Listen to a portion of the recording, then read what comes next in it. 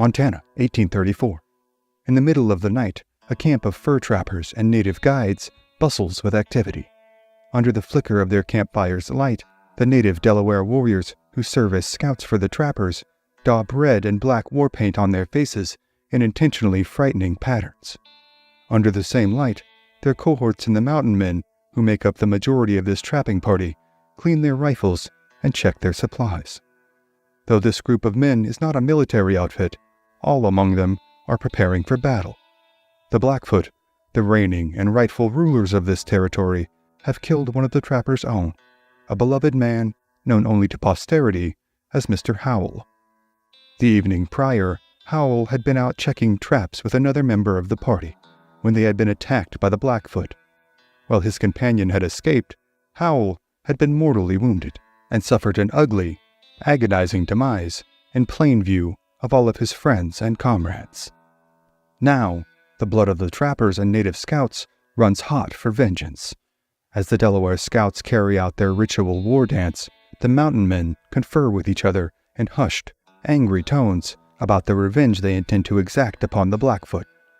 The Blackfoot, so named by the traders from the Hudson Bay Company, who noticed that, after trekking eastward to the Great Bay over grasslands that had been recently scorched by wildfires, the tribal members' deerskin leggings and moccasins were stained black with prairie soot, had long been the primary adversary in this area for not only the trappers, but many of their weaker neighbors who often bore the brunt of Blackfoot raiding and warfare. In this austere, unforgiving landscape, the Blackfoot have staked their claim, and it is well known amongst all that trespassers of any kind are not tolerated on their lands. But, however serious the consequences, the tide of fur trappers making their way north along the many rivers and tributaries that crisscross the country had been steadily increasing over the decade. Though their initial dealings with the Lewis and Clark expedition had indeed been largely peaceful, the continued incursion of trappers had been met with a consistent stream of hostilities from the mighty Blackfoot.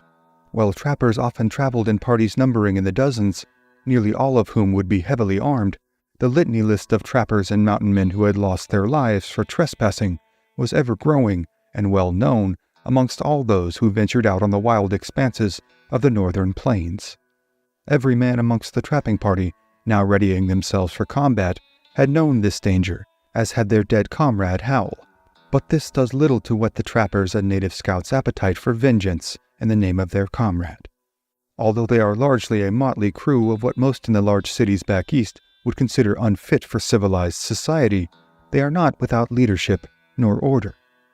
But in this harsh world, where decisions made in seconds can have consequences that spell life or certain death, allegiance and obedience are not offered in deference to office or pedigree. Here, a man's reputation and skills make him worthy of leadership, and few men on the whole of the frontier are more skilled, experienced, or well-known than the man who now leads this party of men bent on revenge. He is a tall, well-built, rangy-limbed man with a penchant for jokes and good humor, paired with an uncanny knack for survival and a hellacious bent for combat. His name is Jim Bridger. At this time in 1836, he is 32 years old, but he is already a longtime veteran of the frontier and a legend amongst his fellow mountain men. Born James Felix Bridger on March 17, 1804, in Richmond, Virginia, Bridger had been orphaned at the age of 13 and made his way to St. Louis to work as an apprentice for a newspaper printer. However, after reading one of the paper's advertisements posted by General William Henry Ashley calling for, quote, 100 men to ascend the river Missouri to its source, there to be employed for 1, 2, or 3 years. The 18-year-old Bridger had joined up along with several other men such as Thomas Fitzpatrick, William Sublett, Davy Jackson, James Clyman, Hugh Glass, and Jedediah Smith, all of whom would go on to become legendary mountain men in their own right. The group would go on to be known as Ashley's 100, and in the ensuing decade and a half since that advertisement's publication, Bridger and his cohorts had gone on to explore vast expanses of the American frontier that had only yet been seen by its native peoples. During this time, Bridger had survived countless clashes and run-ins with a number of tribes on the American plains. But it was the Blackfoot whom he feared most, and who most drew his quenchless ire.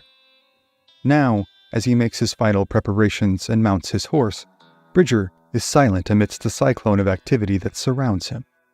There is no need nor tolerance for rousing speeches nor exhortations amongst this crowd, as Bridger well knows, and thus his instructions are terse. The Blackfoot are nearby. They are to catch them off guard and kill as many warriors as possible until they are able to drive the Blackfoot out of this vicinity. Then, and only then, will their vengeance be complete. Silently, the party now moves out, with their Delaware scouts leading the way. However skilled and reputable any of the mountain men may be, their skills in tracking are largely incomparable to their native guides who had been schooled in its practice since childhood.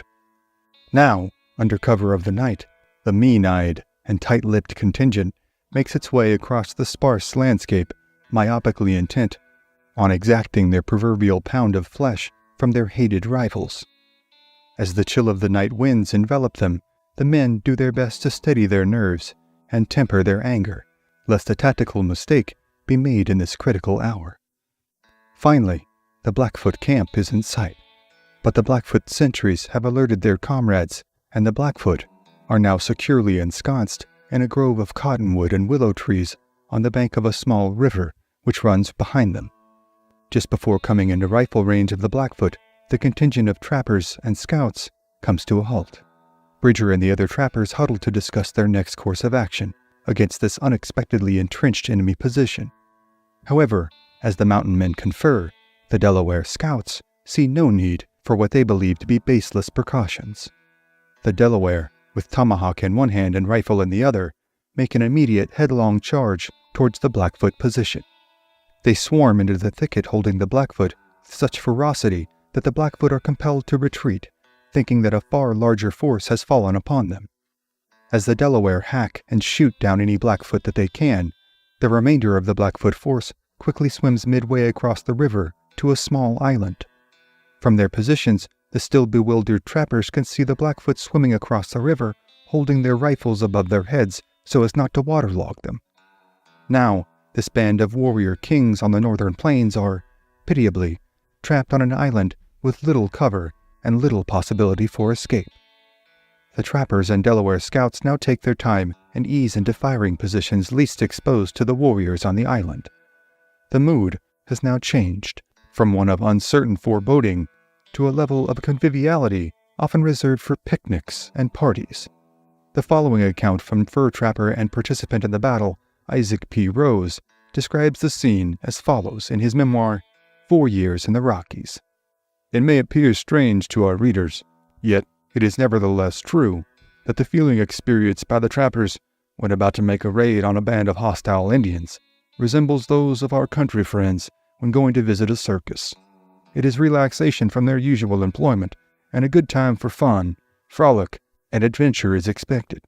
Every trapper had selected a tree or clump of bushes within fair rifle range of their enemies, and whenever a Blackfoot exposed any part of his person, a ball from one of the trapper's rifles would send the unfortunate native back to the happy hunting grounds. This fight may be considered regular target practice. One of the Indians would hoist a breechcloth above the logs, and in 1 minute it would be cut down by a bullet from one of the white men's rifles, followed by shouts and yells from the trapper who witnessed the shot.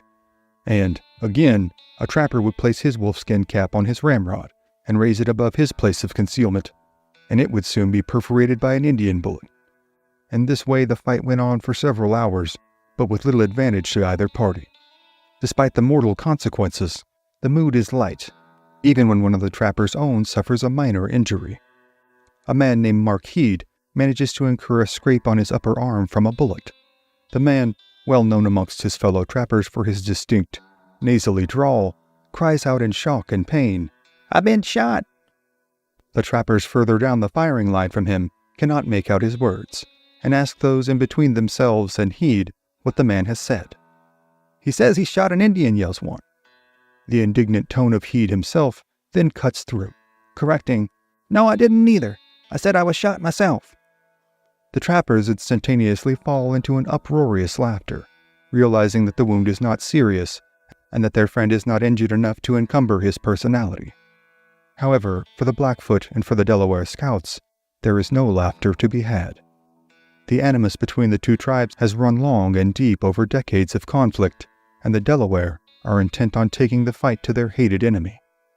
As the firing carries on further down the line, a lone Delaware warrior swims his horse across the river to the foot of the island inhabited by the Blackfoot. From here, he creeps to within 50 yards of the Blackfoot position, as they remain preoccupied with firing upon the trappers across the river. The Delaware warrior, in an astonishing display of reckless vainglory, quickly climbs a cottonwood tree and takes up a position overlooking the Blackfoot.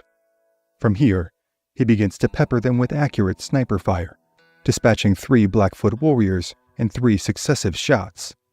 However, after the third warrior falls, the Blackfoot are able to ascertain the Delaware's position. Now, bark and tree limbs explode all around the Delaware warrior as he climbs down and retreats back to the foot of the island, swimming his horse back across the river to the renown and praise of his comrades. For hours more, through the afternoon and into the early evening, the fight drags on, with intermittent shots being taken, but no significant damage being done to either party. Finally, both sides are forced to make camp and break for the night, as darkness renders their targets indiscernible. The trappers and Delaware scouts make camp near the river, and rise early the next morning, intent on resuming their fight with the Blackfoot. However, upon cresting the ridge that separates their camp from the previous day's firing line, the trappers and scouts find the island deserted, the Blackfoot having absconded onto the prairie in the night. For now, life can return to the trappers' normal routine of trekking up and down streams, setting and checking traps, and completing camp chores. Jim Bridger will go on to lead this contingent to a successful haul this season, earning a worthy profit for each of the men in his charge. However, this fight with the Blackfoot will be but one of only the initial forays into combat with the mighty warrior tribe that the trappers will experience during this trapping season, before making their way to the yearly rendezvous in Wyoming to sell their furs. Though they have no intentions of settling upon this land, they are still trespassers, ones who the Blackfoot will offer no quarter to, so long as they traverse their territories. But the many tales of fights and ferocities between the mountain men, their native allies, and the Blackfoot are, for tonight, other stories for other times. Montana, 1833. From atop one of the 2 small buildings inside of Fort McKenzie, Prince Alexander Philippe Maximilian Zuvidnevit, renowned German explorer, naturalist, and ethnologist, peers on at a scene that his years of study, travel, and training have still not sufficiently prepared him for. Stretched out before him are hundreds of native warriors, members of the Cree and Assiniboine tribes, replete with their war paint and feathered headdresses. In any other circumstance, the cerebral Deutschman would likely have found himself entranced with the pageantry and spectacle before him. But, on this particular occasion, he feels an eerie dread creep over him. In the quiet still of the oncoming sunrise, the Cree and Assiniboine warriors continue to breach the horizon, pouring towards the fort and, more directly, to the small encampment of Blackfoot men, women, and children camped outside of the fort's walls. The blood feud between the Blackfoot and the Cree, as well as the Cree's allies the Assiniboine, is decades old and viciously deep, though it has gone largely unseen and unrecorded by ethnographers such as Prince Maximilian. The accounts that do exist from survivors of intertribal raiding in the area paint harrowing tales of total warfare, in which men, women, and children alike are cut down or taken captive and made slaves.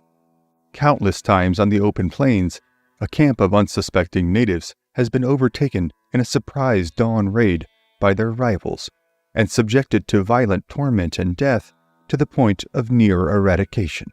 Oftentimes, the genesis of the conflict involved territorial rights to hunting grounds, which could spell the difference in life and death for bands of wandering nomad tribes. Though the exact cause of this most recent rivalry between the tribes is unknown, the ramifications of the ongoing conflict have echoed across the prairie for years. Were it not for its eventual effect on the fur trade, the conflict may have gone entirely unnoticed by the French, English, and American fur traders who deal so closely with the tribes. It had been the fur trade that had driven the establishment of Fort McKenzie, here in what is the present-day state of Montana.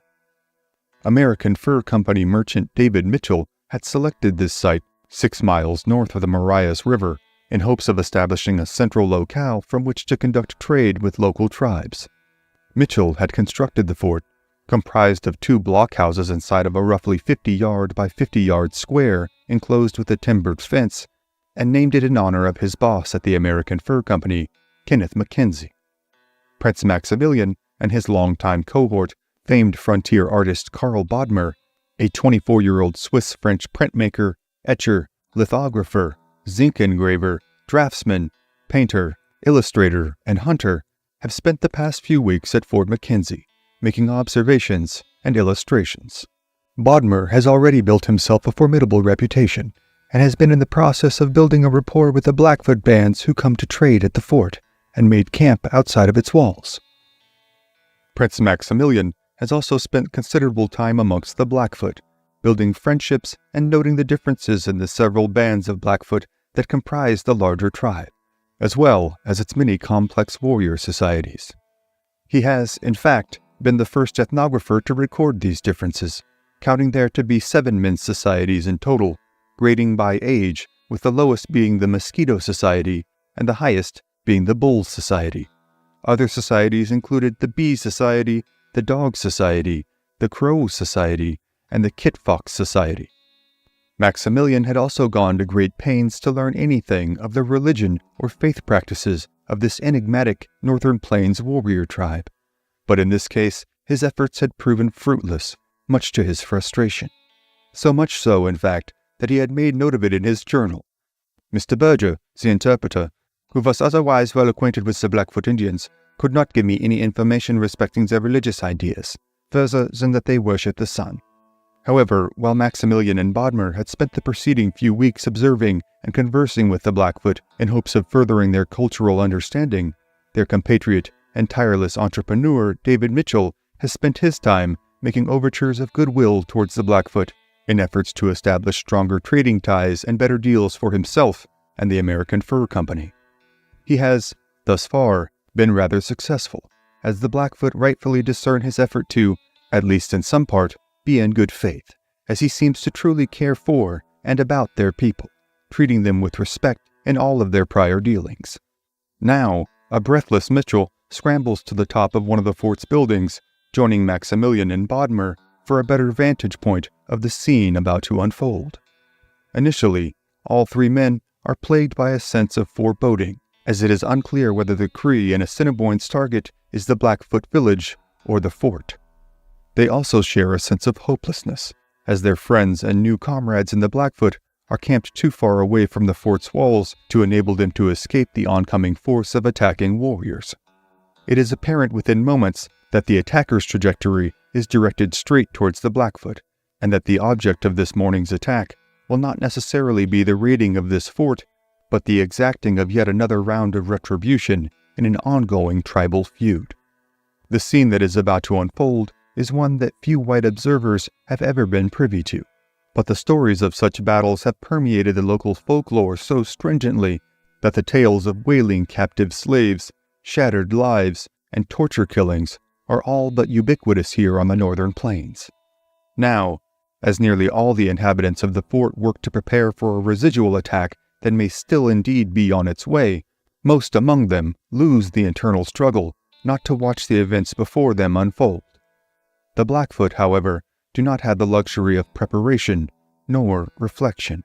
As the women and children make desperate runs for the fort, and the men prepare to make their defensive stand, riders are sent to the nearby, much larger Blackfoot camp, located 8 to 10 miles up the Marias River.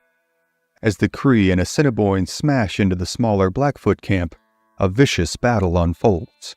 Many of the women and children who have been unable to flee are cut down in their lodges, the victims of Cree and Assiniboine lances and clubs.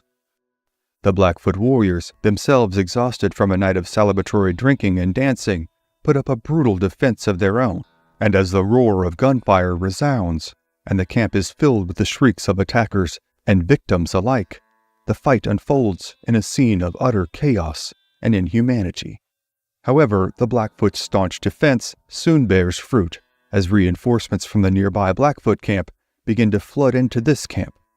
In another excerpt from his journal, Maximilian himself recalls the scene in his own words. The reinforcements came galloping in groups, from 3 to 20 together, their horses covered with foam from exhaustion, and they themselves in their finest apparel, with all kinds of ornaments and arms, bows and quivers on their backs, guns in their hands, furnished with their medicines, with their feathers on their heads, and a large hood of feathers hanging down behind, the upper part of their bodies partly naked, and carrying shields adorned with feathers and pieces of colored cloth. The tide of battle shifts dramatically as the Cree and Assiniboine are caught off guard and nearly encircled. The newly arrived warriors, incensed at the attack of their fellow tribespeople, now sweep down upon any enemy warriors they can find, cutting them down with their lances as if they are on a buffalo hunt.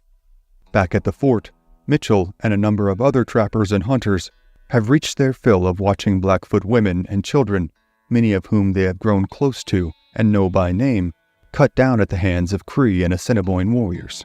Laden down with extra ammunition and their own rifles, the small troop of men now floods out of the gates and into the fray of the battle unfolding several hundred yards away.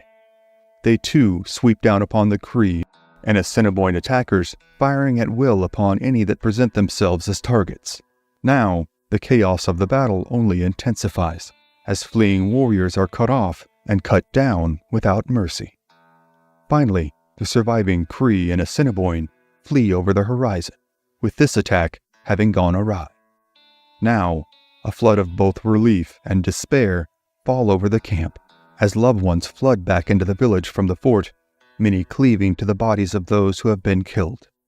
Wailing and moaning fill the air, as many of the Blackfoot who had been sleeping peacefully only hours before now find themselves trapped in the midst of seemingly bottomless grief.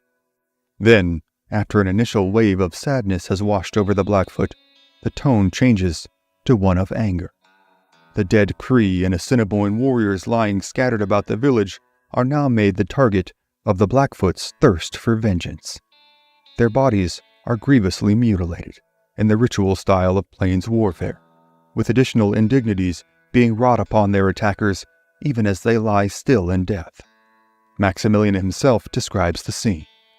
The men fired guns into the bodies, the women and children beat them with clubs, and pelted them with stones, and the fury of the latter was particularly directed against the privy parts. The Blackfoot wounded now also seek refuge and medical assistance inside the fort, which they readily receive.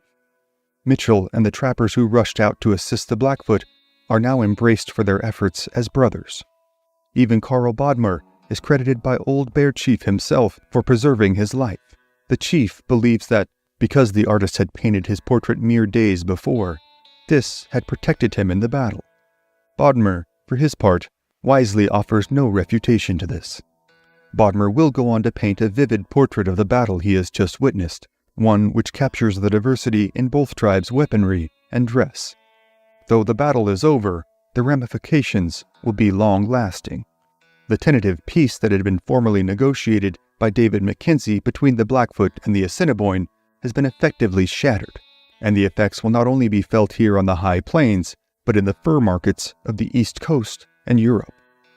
The coming decades will see much change, not only in the dynamics of intertribal relations and the economic consequences that result, but in the actual number of native peoples populating the plains. Though they have already experienced significant damage from diseases such as smallpox and cholera, the coming years will see some tribes on the northern plains suffer mortality rates as high as 50 to 90%.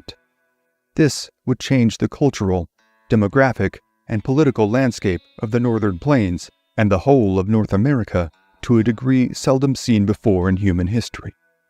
However, the tales of the great sorrows suffered on the high plains, as well as the countless tales of bravery, selflessness, camaraderie, and ruthlessness that abound in the history of human conflict, are, for tonight, other stories for other times.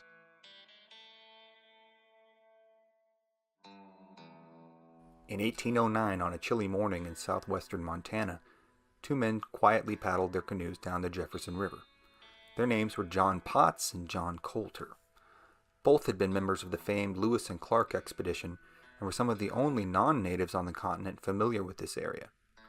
Their canoes were laden with beaver pelts, the reason for the joint business venture the two had launched the year before.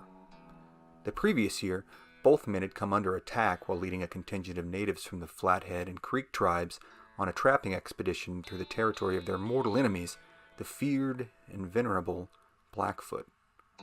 Colter, as a matter of fact, had suffered a leg wound in the attack, though it was not serious. Now, as the two men returned to Blackfoot country to again try their luck and ply their trade, the pair came around a bend to what must have been a truly horrifying sight. Hundreds of Blackfoot warriors were standing on the shoreline, and as the canoes pulled up even with them, they demanded the men come ashore. Immediately. Here, a critical choice was to be made by John Potts and John Colter. Colter decided to take his chances and comply, believing the Blackfoot wanted only to rob them of their pelts and supplies, a major inconvenience, but not necessarily a mortal one. Potts, meanwhile, decided he would not be making the trip ashore. He stayed put as Colter paddled in. As soon as Colter's canoe grounded on the bank of the river, he was pulled out, disarmed, stripped naked, and the bounty of his canoe was seized.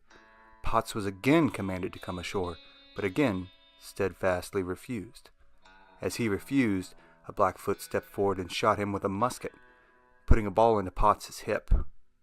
Potts took cover, ducking down low in his canoe, took aim, and fired back, killing the brave who had shot him. Potts's canoe and body were then riddled with bullets and arrows from the hundreds of Blackfoot present, and his life was shortly snuffed out there on the cold river, thousands of miles from his home. Potts's corpse and his canoe were then brought to shore, and as his goods were divvied up among the warriors, his body was hacked to pieces. His hands were cut off, his intestines were pulled out, his liver was pulled out, his testicles were cut off, and as each of these body parts were severed from their owner, the gore was rubbed in the naked and horrified John Colter's face.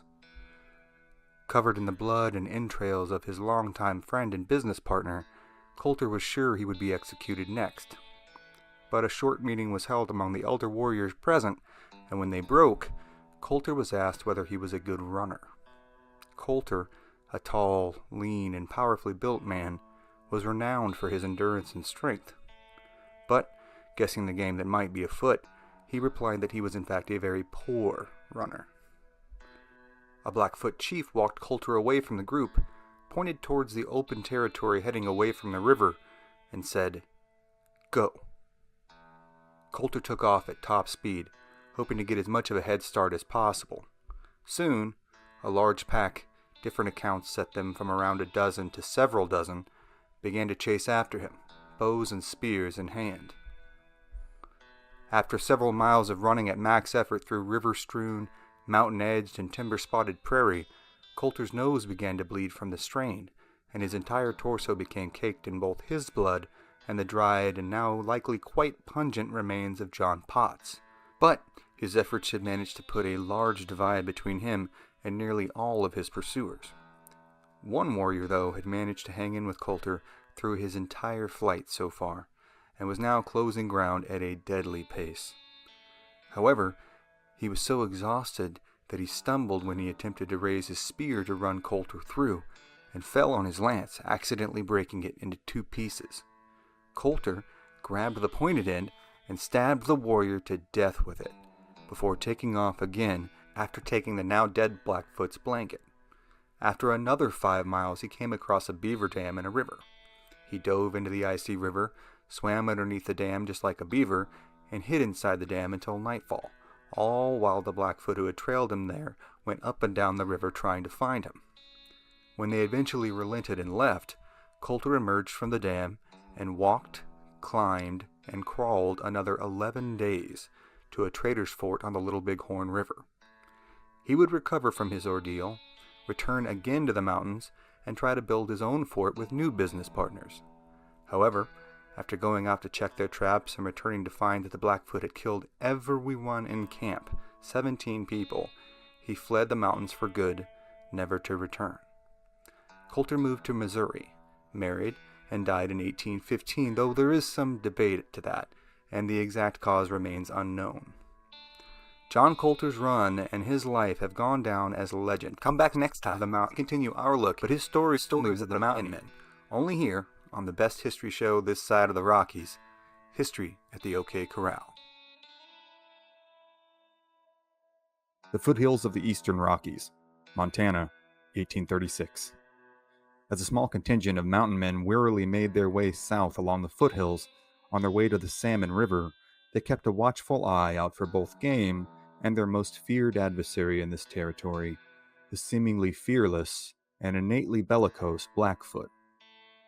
The Blackfoot were a nomadic buffalo hunting tribe, master horsemen who controlled vast swaths of Montana, Idaho, and Alberta. They were formidable foes to any and all who sought to oppose them with a rich, proud warrior culture, and they were none too fond of any who encroached on their territory, be that other tribes or itinerant fur trappers. The trappers were mostly American by nationality, but viewed themselves as entrepreneurs more than settlers or nationalists. The advancement of manifest destiny was not the focus of these men who lived so far away from the society of the eastern seaboard that only the pragmatism of survival and economic advancement drove their day-to-day lives. And it was in this pursuit that this contingent of trappers, numbering 20 to 30 men, shot and then field-dressed a few buffalo from a herd that ran across a rolling prairie just east of the foothills. They took the hump meat, ribs, and buffalo skins and hurried to the comparable cover of the foothills to make cooking fires and stem their days-long hunger pains. Soon, the experienced woodsmen had staked their horses, started fires, and set up tripods from which to hang their prized buffalo ribs, while the stakes were laid directly onto the hot coals. The smell of sizzling meat enticed the bedraggled men as they settled down to warm themselves and wait for their dinner to finish cooking. Just then, they heard what Isaac P. Rose described as the most dreadful sound known to man, as a party of Blackfoot warriors, numbering between 30 to 40, swept down the hill that the party of trappers were camped at the bottom of, whooping and riding their horses at full gallop. As they rode, they let loose a torrent of arrows and musket balls. The trappers ran full tilt into the cover of a small wooded area about 50 yards away, that was actually the low point of the surrounding area and had thus collected about 6 inches of rainwater. This left the mountain men trapped, hiding in a thicket, hunkering down in a small swamp, unwilling to use their rifles lest they give away their positions. The Blackfoot ransacked the camp, taking all of the furs, the horses, and dry goods that they could carry. However, while they were loading their horses and mounting up to ride away with their spoils, one of the men popped out of the thicket of trees and shot down a Blackfoot warrior who had wrapped himself in one of the trappers' maroon-colored blankets. The Blackfoot were enraged by this, obviously, and rode back to the swampy thicket closer than ever, pouring a volley of arrows in and intending to kill every trapper present. They rode off again, having taken a large bale of red fabric meant for trading, with it trailing behind them, Rosewood would call, like a great trail of fire. As they rode off, some of the trappers made a mad dash for the camp to scoop up anything the Blackfoot had not been able or seen fit to take. Here, Rose and 2 companions managed to grab around 40 beaver traps and made a dash amidst a hail of arrows and musket balls back to the relative cover of the thicket. From here, the companions who had been covering them with their rifles let loose another volley towards the Blackfoot. This time they managed to kill 3 more warriors and wound several others. At this point, the Blackfoot rode until they were well outside of rifle range, and convened a small council in full view of the trappers. Seeing this, one of the trappers remarked that they could all relax now because the Blackfoot had apparently had enough of the fighting for the day.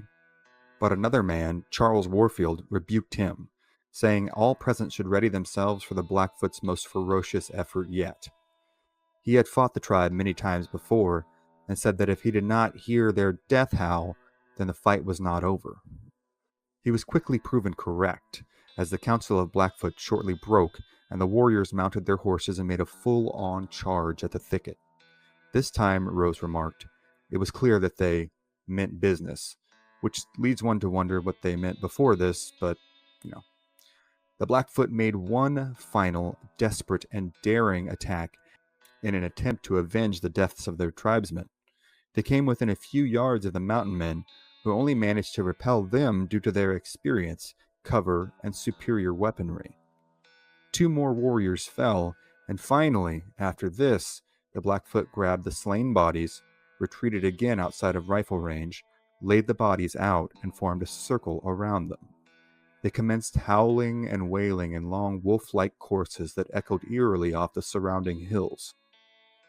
They then promptly loaded the bodies back onto the horses, firmly secured their goods, and, still wailing, rode over the foothills from which they had come.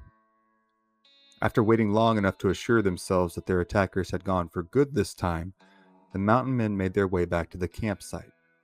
Virtually everything of value had been taken, save for a bag of coffee beans that had been split open and scattered, and unbelievably, their dinner, which had been left roasting on the fire. Seeing nothing else to do, the men gathered up the coffee as best they could, ground it between rocks, and brewed up a pot of coffee with a pot that had not been taken. As they gathered around the fire to warm themselves and finally eat, one trapper remarked that he did not want to sit on the ground as it was too cold. So he, according to Rose, grabbed a Blackfoot by the heel and pulled him next to the fire, sat down on him, and ate his dinner. Such was the West. The men would make their way to the Gallatin River, and within 2 days had joined up with another expedition, this time with the American Fur Company. And so the lives of the mountain men would go on. And this is but one story from Isaac P. Rose, but the rest of the tales in his book are other stories for other times.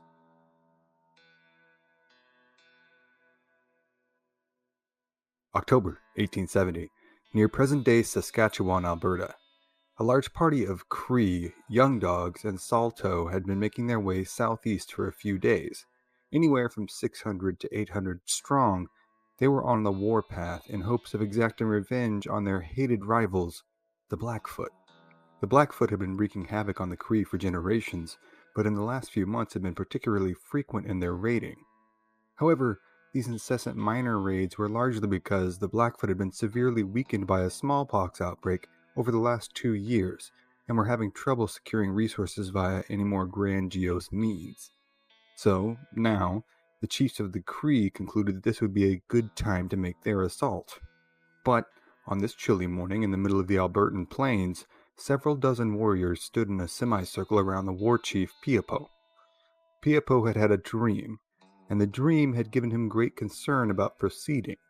As the impatient party of young warriors stood skeptically listening to his recounting of the dream, he beseeched them to proceed no farther on this raid. He proclaimed he had seen a giant buffalo with iron horns in his dream, and that this buffalo was attacking their entire camp, mauling and killing them wholesale with its giant iron horns.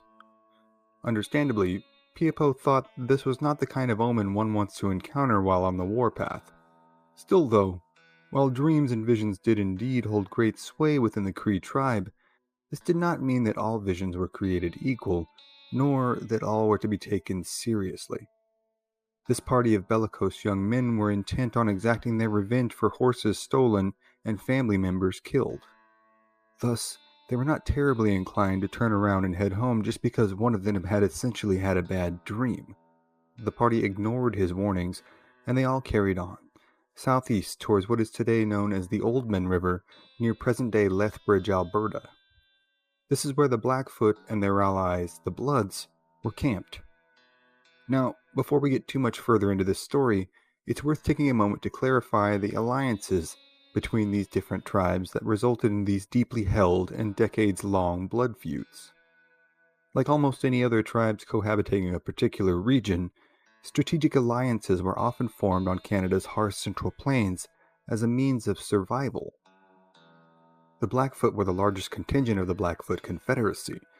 They were comprised of the Siksika, the Blackfoot, the Kainai, or the Blood, and 2 sections of the Piegan, or Piikani, the Northern Piikani and the Southern Piikani. Later on, they would be joined by the Sarsi and by the Gros Ventres. They spoke different languages, but adhered to a very similar culture.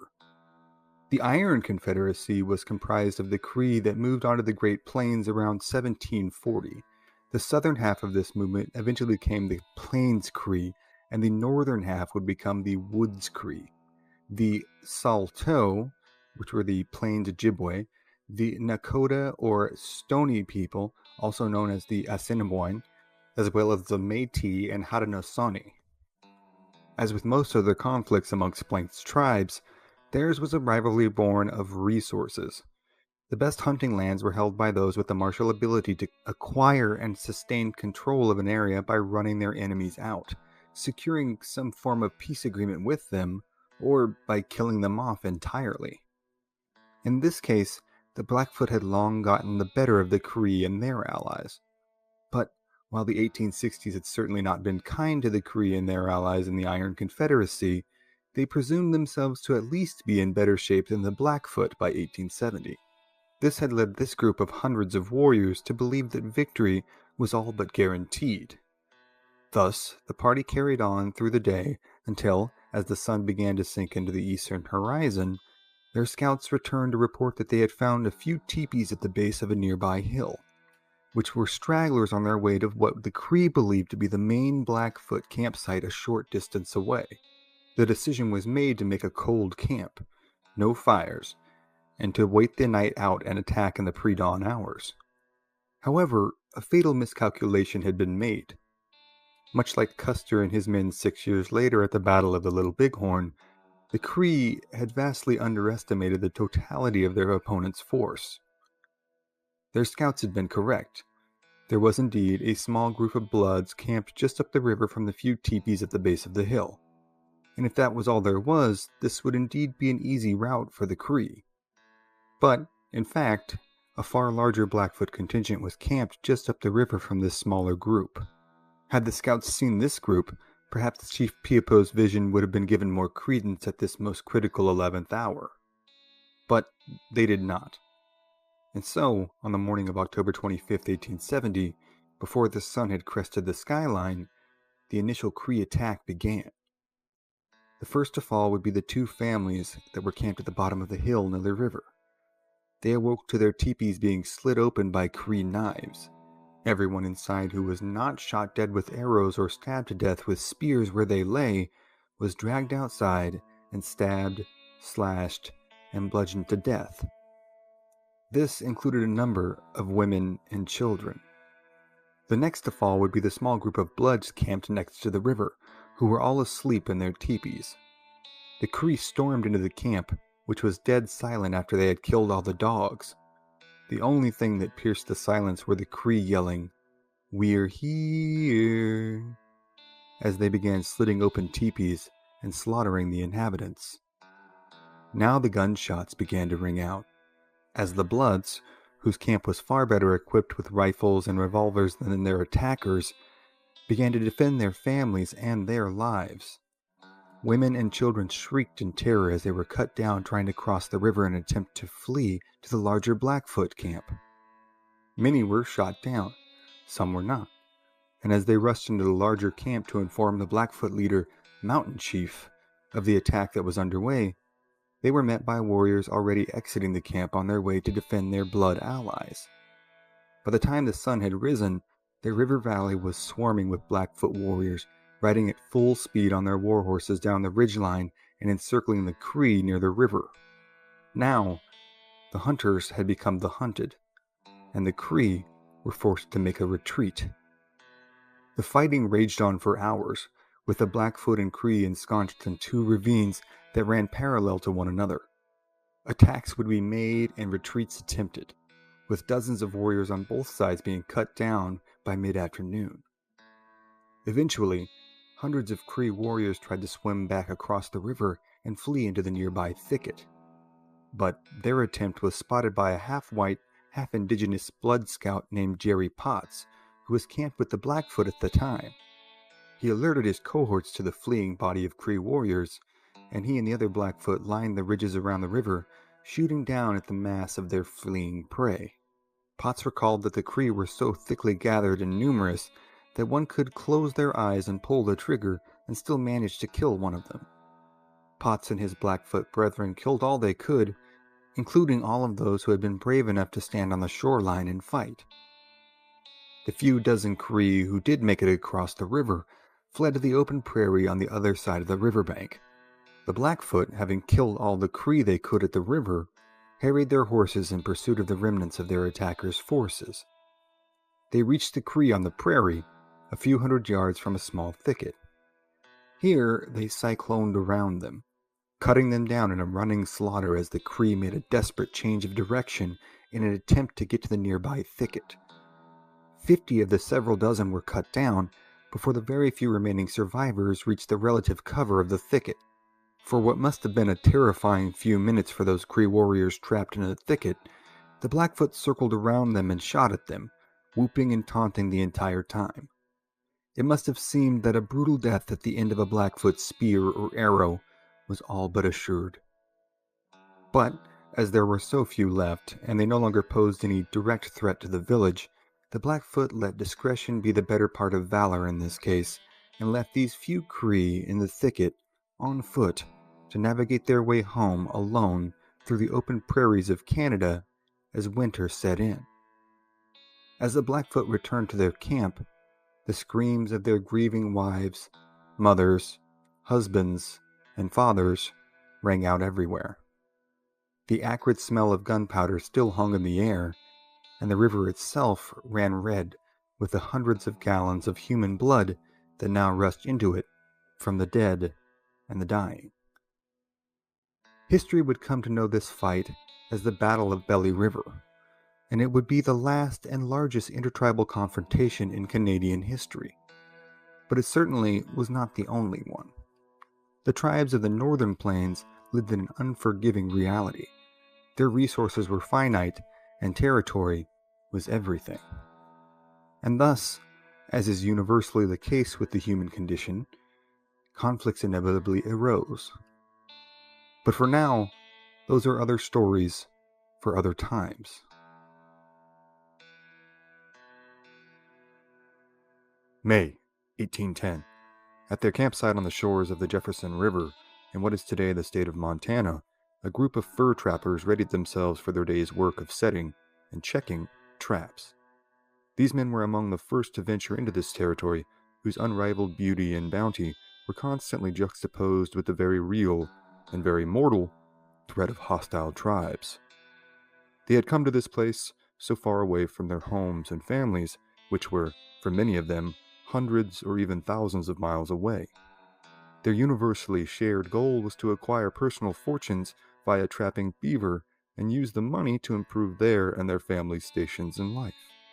However, this is where a large part of the uniformity of the mountain man's experience ends. Trade, marriages, children, and cultural mixing resulted in a complex milieu of intercultural and intertribal relationships. Pragmatism was the order of the day, and economics the driving factor. The mountain men were traders and trappers, not settlers, and thus were not usually permanent residents of the lands that they traveled and worked. Many became deeply loyal to the tribes they were adopted into, and a sizable portion of their ranks included mixed-race individuals who were the products of marriages between white settlers and the indigenous local tribes. Perhaps none among this crew of trappers was as representative of the cultural coalescence that was all too common on the frontier, more so than the 36-year-old George Drouillard. Born in 1773 in what is present-day Old Sandwich Town, Windsor, Ontario, to a French-Canadian father and a Shawnee mother, Drouillard grew up on the frontier, learning the skills required of any good woodsman, from tracking to hunting and fishing and map-making. However, as his father was a commissioned captain in the British Army, having been recruited for his acuity as an interpreter of the Iroquois language for the British Indian Department, the young man also learned to read, write, and speak both French and English, as well as a number of native dialects, including Shawnee and Iroquois.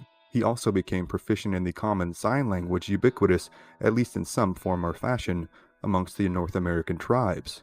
In 1803, he was recruited by Meriwether Lewis for what would become the legendary Voyage of Discovery in 1804, in which the exploratory party of Lewis and Clark made the first incursion into the high plains, the Rockies, and ultimately the Pacific coast and back. Drouillard had solidified his place in frontier lore with his participation in the expedition, and was viewed by many of the more neophyte trappers among this group with a sense of awe. He claimed that, being as he was half native, he was as at home in the wilderness as any native in the territory, and thus, in fact, quite safe to roam about freely. However, even the rawest of the rookie trappers among them assumed Drouillard meant this, at least in part, as a tongue-in-cheek claim. For all among them were still painfully, palpably aware that they were still intruders in foreign lands. Their mere presence in tribal lands, uninvited and without permission, meant that they were subject to all the dangers that might entail, including a violent death at the hands of tribes like the Cheyenne, the Arikara, the Comanche, and most prevalent and prominent in this area, the Blackfoot. The Blackfoot had long held martial sway over their northern plains brethren, being a warrior society whose existence hinged on the possession of the best available hunting grounds. They had proven nearly universally combative to all trespassers thus far, and there was no reason to think that they had changed tact. However, these dangers had been assumed by all in the party before they had headed out on the frontier in the first place. All present that brisk morning as the men gnawed down quick, cold breakfasts of jerky and pemmican, had decided that the risks of life as a trapper were still worth the potential rewards. They were all here to make money, and that was not often a proposition that could be accomplished without substantial risk. But, as with all prudent businessmen, assumed risk did not mean foolhardiness. Every morning in camp began with the men checking the proposed territory for the day with the officer in charge, then checking out the necessary gear from the quartermaster, all of which had to be meticulously recorded to be later scoured over by the accountants from their fur company financiers. Then, usually before dawn, the men would depart camps in groups of 4. Each group would work their way up and down tributaries of whatever major river they were on, with 2 of them setting traps and keeping a watch out for attacks and hostile tribes. In general, this system provided enough security to keep the vast majority of the trappers alive. However, it did not often make them wealthy. This approach meant that the profit from every pelt collected by the group would have to be split 4 ways, in addition to the fur trading companies taking their piece of the proverbial pie. And so, while the physical security was most assuredly greatly appreciated, many found the practice financially stultifying and more than a little frustrating. Among these was George Drouillard. With all his knowledge, experience, and what he believed to be the inherent omniscience provided by his bloodline, Drouillard believed this practice was not only unnecessary, but an unacceptable financial drain on a trapper of his caliber. Drouillard objected so strongly, in fact, that he had begun operating in open defiance of the established best practice of trapping in groups. For several days prior to this, he had finished his breakfast, mounted his horse, and deftly slipped off over the hills, alone but for his single-shot rifle, pistol, and tomahawk. To all present, this seemed to be, at least in some measure, a suicidal act. Those among them who have been so unlucky to find the bodies of their comrades terribly mutilated and brutally killed could not fathom how Drouillard had rendered himself so secure in what seemed to be a mortally dangerous delusion. Again and again the veterans among them would beseech Drouillard not to go out alone, but, much to their dismay, Drouillard had not only gone out alone, but returned each day with a sizable harvest of beaver pelts. This not only increased his potential income, it exponentiated it. Other than the fur trading company's cut, Drouillard would be pocketing 100% of the profit from each pelt, as opposed to the 25% the rest of his cohorts were used to. In very short order, Drouillard had decided that giving up the level of profit increase for a measure of security that he found unnecessary was at once a wholly unacceptable proposition. And so, on this day, as his cohorts made their way up and downstream to begin their day's labor, George Drouillard again bade them a jovial farewell and headed off over the hills alone. But that evening, as the men sat around their small fire, a pensive mood began to pervade amongst them. As each 4-man group made their way back into camp, word went around that something was wrong. No one had seen George Drouillard all day. However, nothing could be done in the dead of night, and so the men slept as best they could, before waking to another chilly riverside morning, still with no Drouillard in sight. An air of dread hung over the camp as the men discussed what might be done in hopes of finding and aiding the vaunted mountain men whom many had held in such high regard. In short order, a search party was sent out to comb the surrounding area. It would be only a matter of hours in which the less seasoned trappers waited nervously in the camp until the search party hurriedly returned, eyes wide, faces somber, and with horrifying news to report. They had indeed found George Drouillard. He had been caught alone near a small creek by a group of Blackfoot. How many they could not be sure, but from the number of arrows left at the scene they assumed it to be several. To the best of the search party's estimation, Drouillard had mounted his horse and ridden in small, feverish circles, firing off his rifle and then pistol as he whirled. He had then fought with knife and tomahawk, and from the amount of blood on the egress trail of the Blackfoot, had at least grievously wounded a few. However, his horse was ultimately shot, and Drouillard was brought to the ground and drilled with arrows and lances. One can only imagine his regret as he spent his last moments writhing on the ground in territory he had been only moments before so safe and at home in. Once he was dead, or perhaps as he died, as was often the case in plains raiding and warfare, Drouillard was disemboweled, and his entrails scattered about the area. His hands and feet were then cut off, and he was ultimately beheaded. His head was never found. Terrified at both the ghastly sight before them and the very real prospect of the same being wrought upon them, the search party hurriedly buried the legendary frontiersman in a shallow grave before making their way back to camp. The death of George Drouillard was a pivotal moment in the history of the American mountain man. It illustrated that even the most vaunted and venerable amongst them was as vulnerable to the hand of fate as their neophyte brethren. Few mountain men would ever venture out alone again. But though the story of George Drouillard does end here, the story of the mountain men and the tribes they interacted with, both peaceably and otherwise, is replete with countless stories such as this one. But for now, those are other stories for other times. Montana, 1836. In the middle of the night, in the dead of winter, a fur trapper named Isaac P. Rose shakes himself free from the warmth of the buffalo robe he has been sleeping in and rises to his feet. In a daze, the man wanders into the freezing, ominous darkness of the woods that surround him and his companion's small campsite. He trudges to a spot a few dozen yards away, feeling inexplicably drawn to a small clearing just beyond the tree line. As he comes into view of the clearing, he is shocked to see the hulking figure of a lone grizzly bear.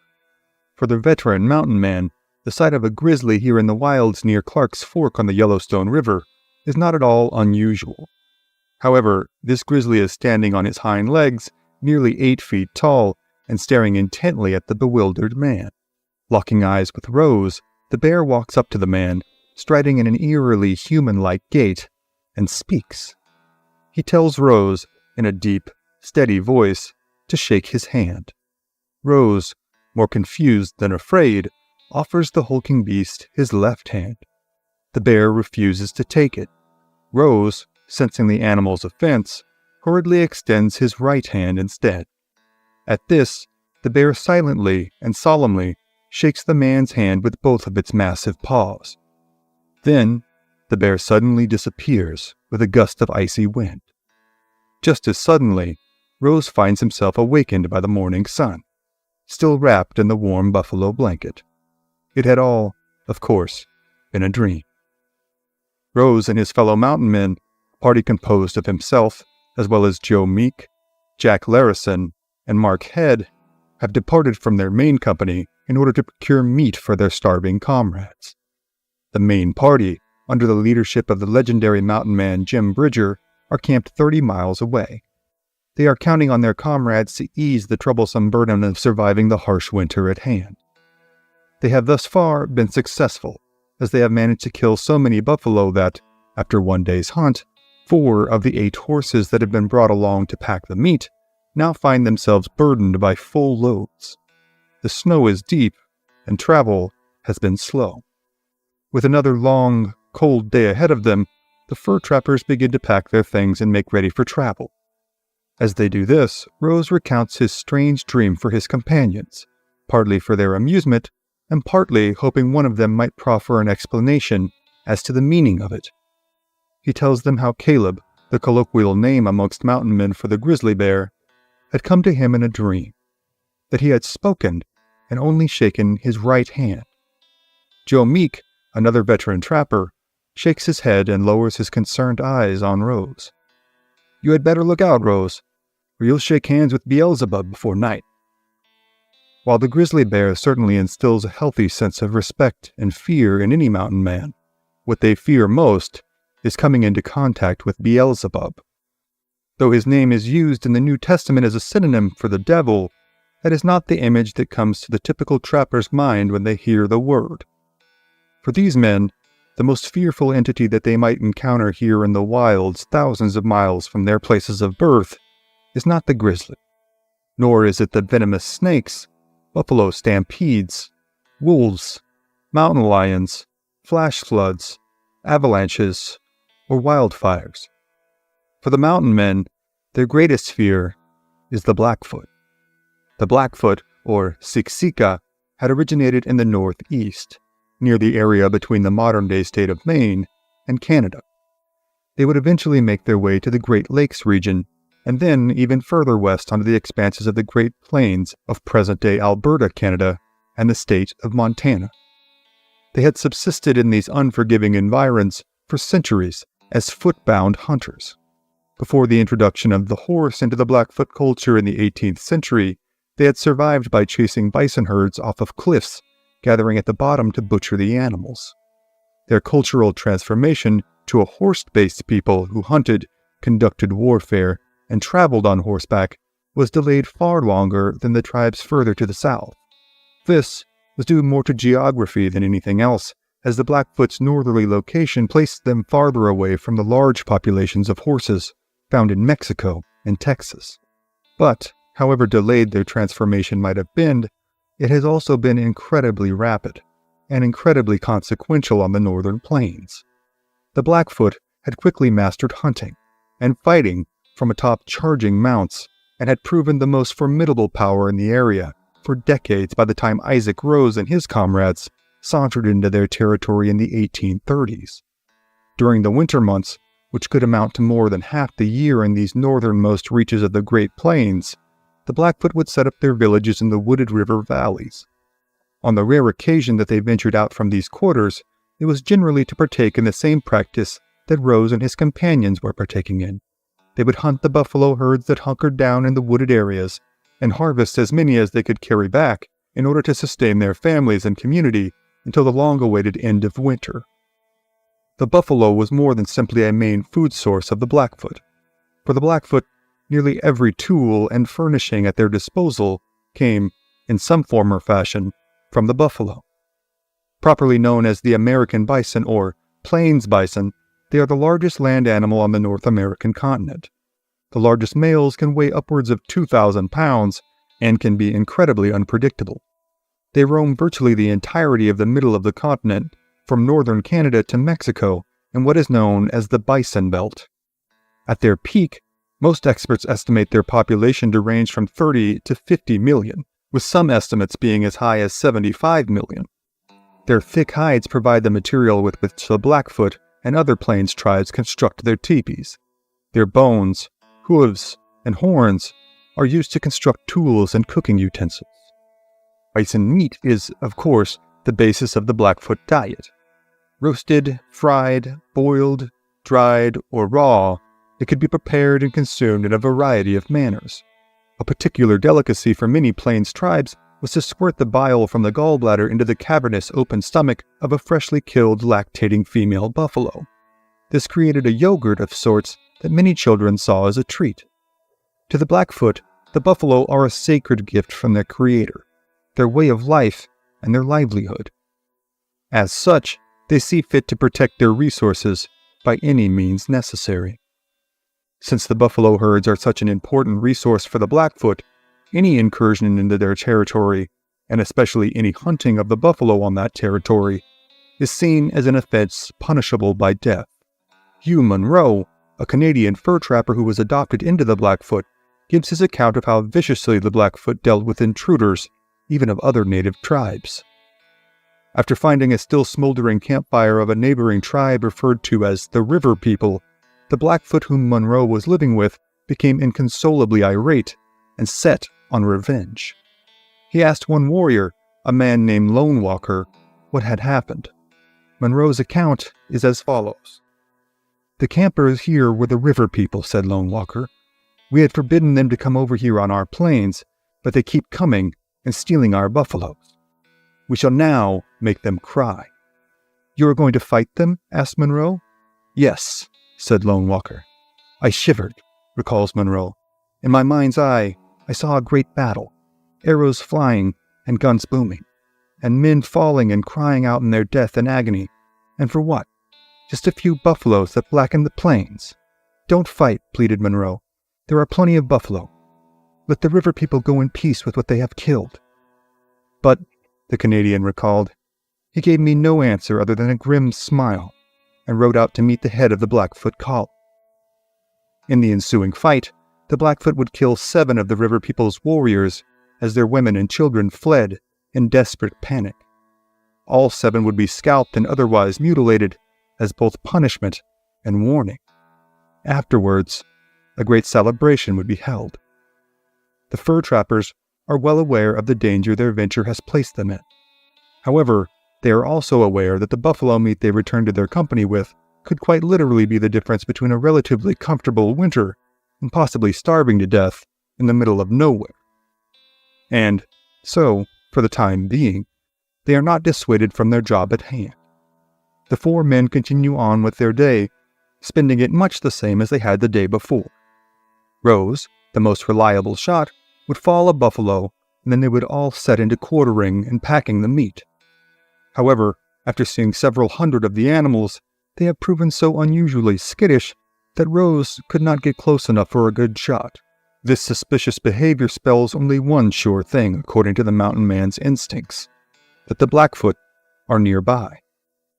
The trappers agree that the best course of action is to return to camp with the buffalo meat they have been able to procure so far. They head southeast through rolling hills.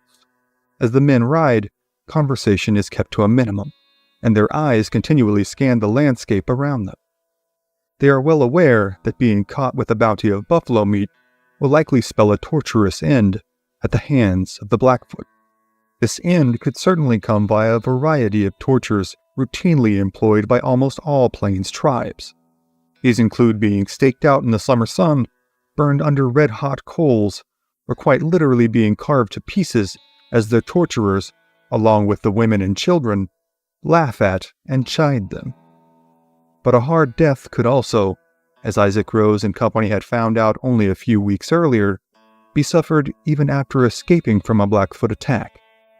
A Delaware tribesman named Manhead, who had been traveling with the fur company, had been out hunting with Rose when the pair were suddenly attacked by a small group of Blackfoot warriors. Rose and Manhead had managed to make it back to camp, with Manhead suffering only a flesh wound from a bullet in his calf. But as they reached camp, Manhead informed Rose that he had been hit with a dreaded poison bullet, and his demise was all but certain. Over the succeeding hours, the unfortunate Delaware would suffer an agonizing death. In his biographical work on Isaac Rose titled 4 Years in the Rockies, author James B. Marsh addresses the reader directly and how these poison bullets were made. Perhaps our readers may not be aware of the method resorted to by the Indians in poisoning their bullets. It is done this way. A small piece of buffalo meat is placed on the end of a forked stick, and a rattlesnake is induced to strike his fangs into it. This poisoned meat is then dried, pounded into a powder, and placed in a small bag. When the Indian intends to use one of these poisoned bullets, he first puts it in his mouth and chews it for some time, then dips it into the bag, and the slightest wounds from one of these bullets can cause death. As the trappers try to push these fears from their minds and focus on the task at hand, they feel an inexorable tension as the undulating terrain provides ample cover for a Blackfoot ambush. All they can hope for now is to make it back to their company's main camp and the comparative safety in numbers it provides. After a few hours of riding, it seems as though they might actually make it. Then, just as they are about to reach a small ravine, a party of 8 Blackfoot spring up, screaming their defiant, powerful war cries. The lead Blackfoot warrior is scarcely 10 feet from Rose when the attack begins. Rose, in the lead, wheels his horse and is now the closest target for the Blackfoot to attack. Almost as suddenly as he can turn his horse to flee, the air is filled with the roar of gunfire, and Blackfoot musket balls whiz all around him. One of the balls passes through his cap, while another rips across his chest, leaving a jagged but shallow cut across his skin and cutting the strings of his shot pouch, causing the critical piece of weaponry to fall to the ground. Another ball passes through the wrist of his buckskin glove, again miraculously only causing minor superficial damage to his wrist. Rose's most grievous wound comes when one of the lead balls smashes into his right elbow. The ball enters just above the joint and exits through the forearm, rendering the limb all but useless for the time being. The Blackfoot warrior nearest Rose, seeing he is now incapacitated, rides forward to finish the attack. The warrior attempts to grab Rose's horse by its bridle with one hand while attempting to shove Rose from the animal. Rose uses his severely injured right hand to hang on to the reins while he repeatedly strikes the Blackfoot warrior in the face with his riding whip. As he does this, Rose's horse panics and lurches away from the Blackfoot, taking off in a dead run in the direction of the other trappers. This is a fortuitous break for Rose. However, as the horse wheels around to make their escape, Rose's rifle falls from his lap. Rose realizes he is severely wounded, and now without any means of defense save for his hunting knife and tomahawk. His only hope is to hang on as his horse makes a mad dash away from the Blackfoot. He urges the animal onward, doing all he can to hang on to the reins with his one working arm. Looking behind him, he sees the Blackfoot warrior closest in pursuit stop to pick up Rose's valuable rifle from the ground, fumbling with the rifle's leather scabbard. Rose again turns his gaze forward, hunkering down as low as possible next to the horse's neck. Then he hears a sound he is well familiar with, the crack of his own rifle, followed by the sound of yet another ball whizzing by his head.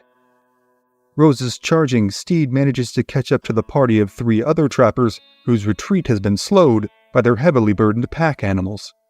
Seeing no better option, Jack Larison cuts the straps holding the loads to the animals, leaving hundreds of pounds of meat spilling upon the rolling prairie. Larison calls out to Rose, "Are you killed, old boy?" "Not killed, but badly wounded," Rose replies. "Hurry forward, boys, and save yourselves if you can." Rose and his cohorts must now cover over 30 miles of prairie in order to get back to the safety of their company. In another fortuitous break for the party, the Blackfoot have halted their pursuit in order to reclaim the buffalo meat dropped by the trappers. Though they are now empty-handed, they are all alive. Rose, however, is beginning to rapidly decline over the course of the ride. His arm throbs in immense pain, and he is wrought with nausea and dizziness. For hours, he rides through icy winds and over snow-covered grounds, his right arm dangling uselessly by his side. It is soon apparent that at least one of his wounds is the result of a poisoned bullet. As the 4 trappers finally reach camp, it is readily apparent to all that Rose is on the verge of death. He is pulled off of his horse and carried into a tent, where Jim Bridger and a Delaware medicine man examine him. Both concur that he is the victim of a poisoned bullet, and has likely only survived this long due to the blood loss he had incurred during his ride. Over the next few days, Rose lies in the tent battling for his life against the effects of the poison and blood loss. His arm swells to a nearly unrecognizable mass, causing fissures in the skin at the shoulder. His nervous system becomes, in his own later words, fearfully disorganized, and even the slightest noise, light, or motion causes him great distress. His fellow trappers do all within their power to care for him, though little can be done other than keeping the wound clean and letting the man sleep as best he can. Most of his friends fear, if not outright assume, he will not survive long. However, after about a week, the wound has begun to heal. Soon, Rose is able to eat and walk, and within weeks he will be back to work, hunting and trapping. However, Rose will scarcely have regained the ability to hold down food by the time an injured scout limps into camp, seemingly in a full-frothed panic. The scout, a Mexican man known as Masayeno, has been shot in the ankle, though thankfully not by a poisoned bullet, and had only escaped certain death at the hands of a roving band of Blackfoot by hurling himself off of a steep cliff which they were not willing to follow him down. Masayeno reports that the Blackfoot are coalescing in a winter camp on the Yellowstone River, 4 miles south of the trappers' location. The village is nearly 1,000 lodges strong, he says, and when they discover the trappers' location, the trappers will surely be wiped out. And so, the fight for the frontier will continue. Bridger will order his men to construct a makeshift fort, and the men will hunker down for what will be one of the most brutal encounters between native tribes and mountain men in the history of the Old West. But for tonight, the accounts of that battle, as well as the countless other tales of conflict and coexistence between tribespeople and trappers, are other stories for other times. St. Louis, 1834.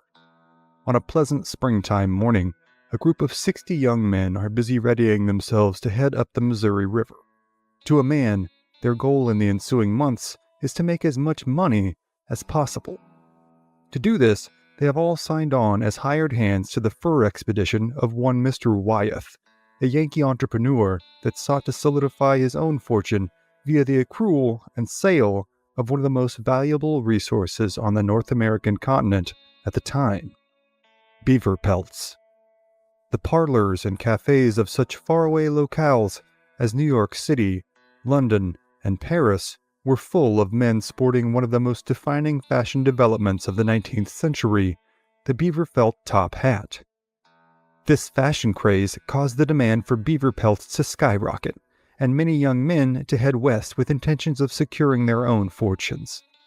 This group of prospective trappers, now gathered in St. Louis, are mostly in their late teens and early 20s, with many having made their way to the frontier port city from home states such as New York, Pennsylvania, and Ohio.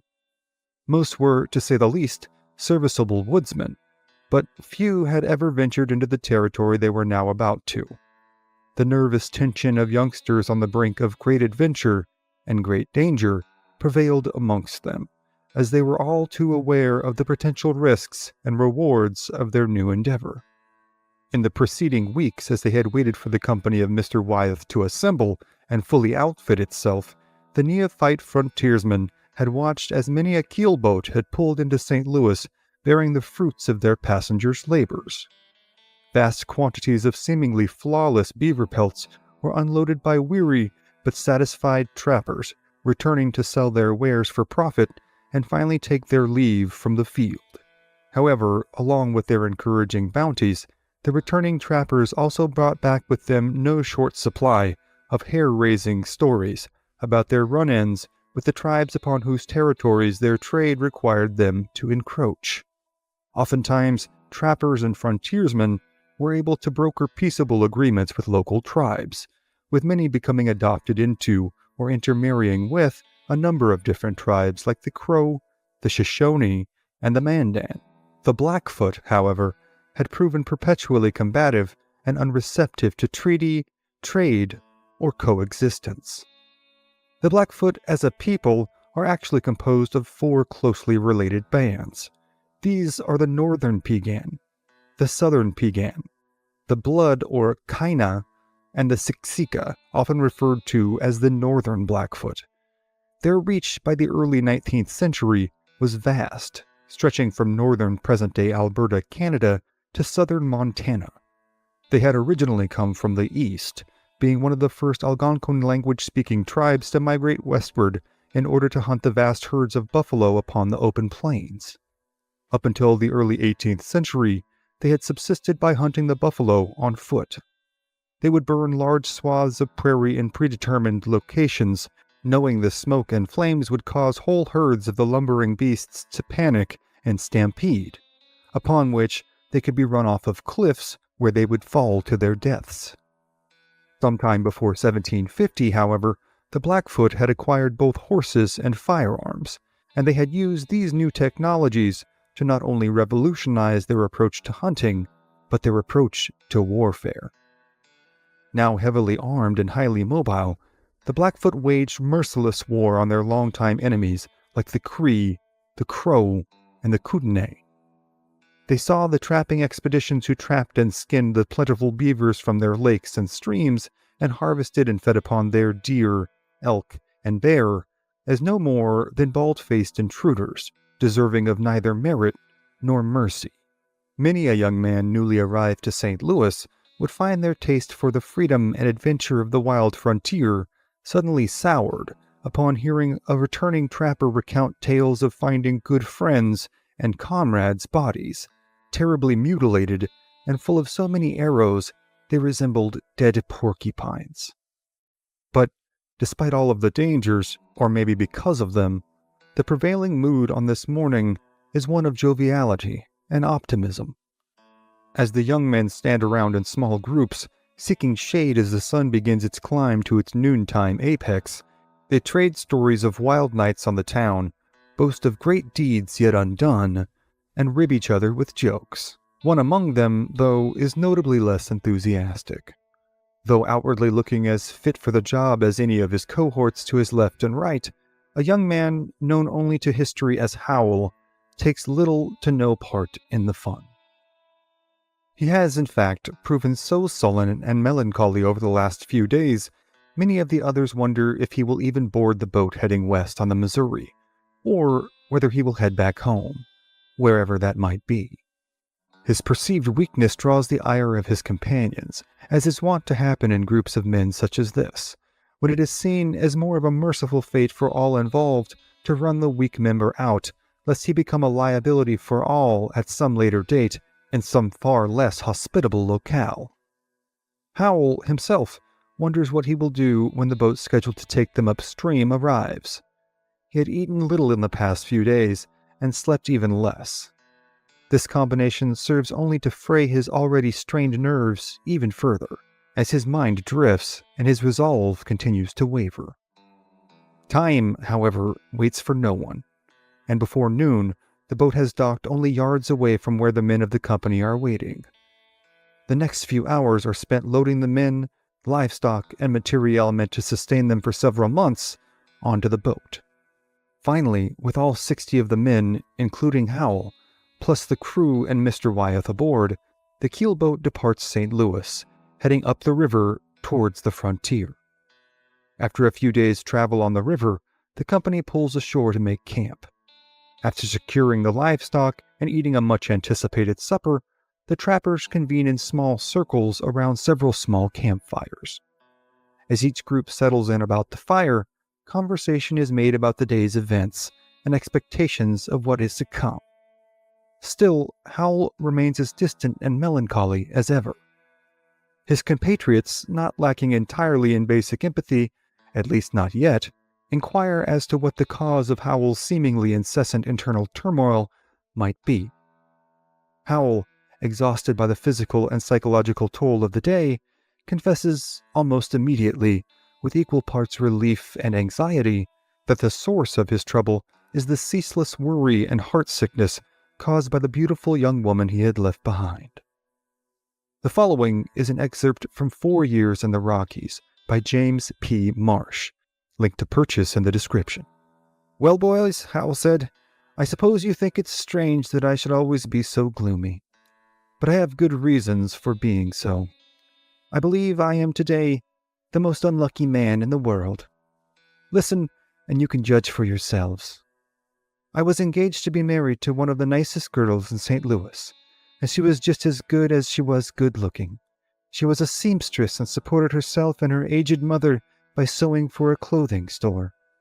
We were engaged last spring, and were to marry in the fall, and in the meantime, I was to save up enough money to buy a wagon and a team and go hauling.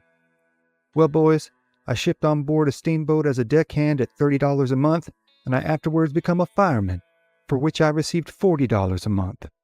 I was saving, and by the middle of September had $200 with which I started up to St. Louis. Near Memphis, our boat blew up. There were a great many killed and scalded. I was knocked overboard and picked up in an insensible condition. When I came to, I found myself in bed. My money was gone, and I never heard of it again, and I went back to St. Louis poorer than when I left.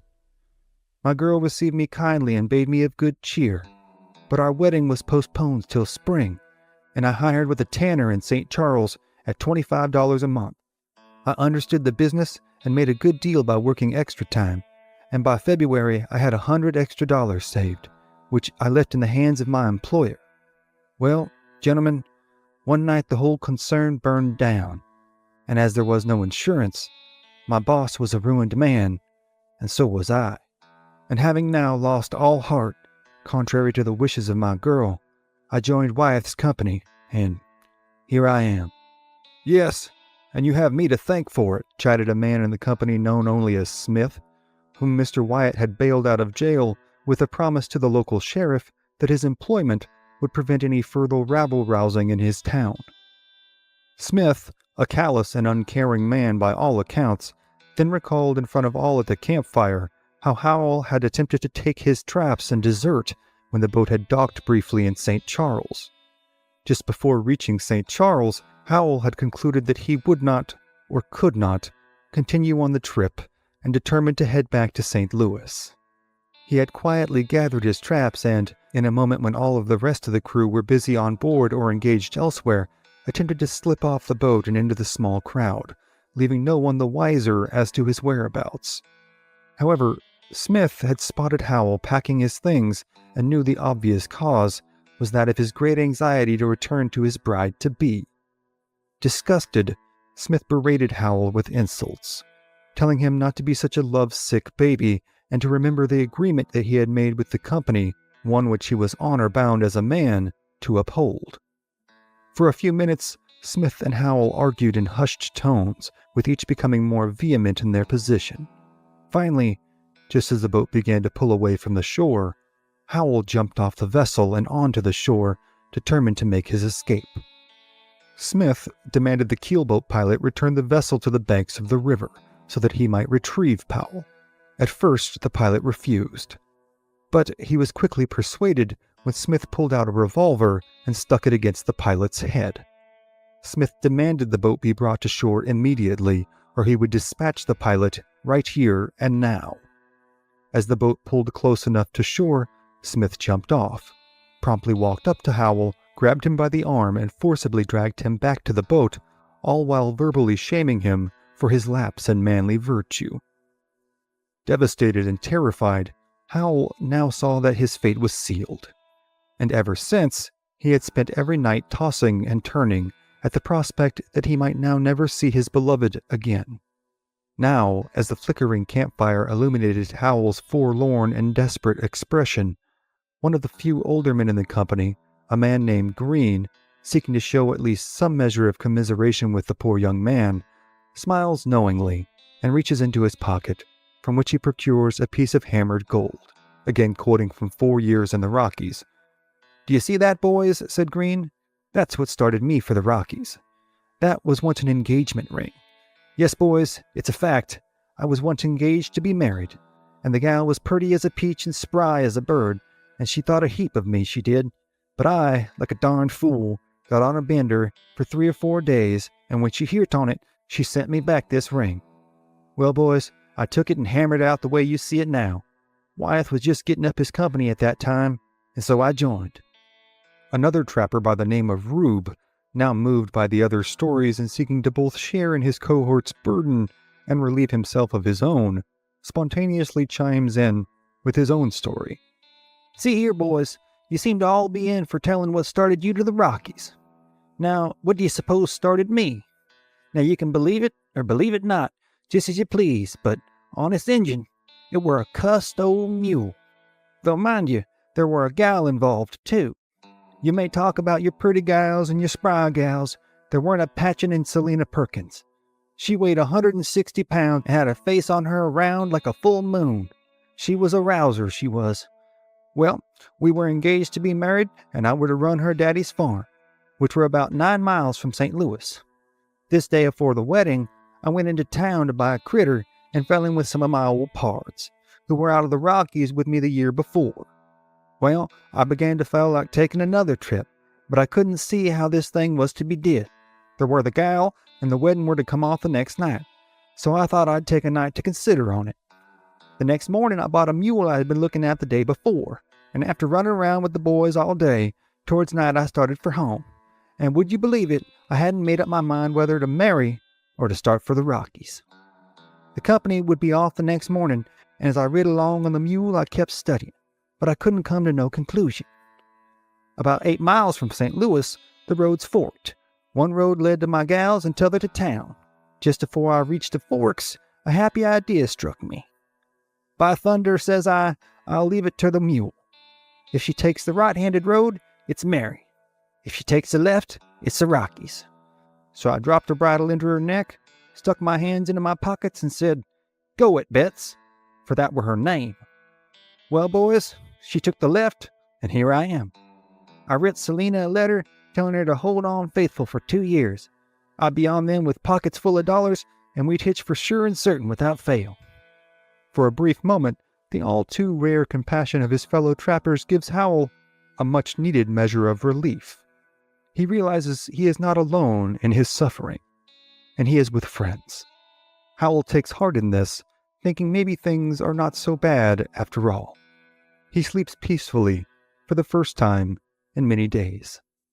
Then, the next morning, the call goes out to load up, for the company is taking the boat to its final point, as far into the frontier as they can be taken with some relative measure of safety.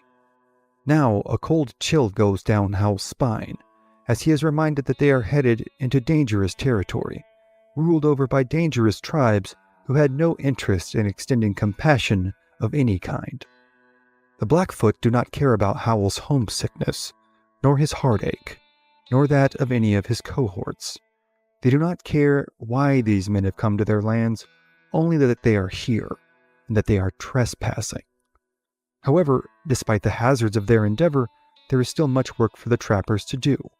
The company departs the relative safety of the Missouri River and makes their way onto the prairies and foothills. For weeks, they work from stream to stream, river to river, going out in small groups in the early morning to set traps and returning to check on them periodically throughout the next few days.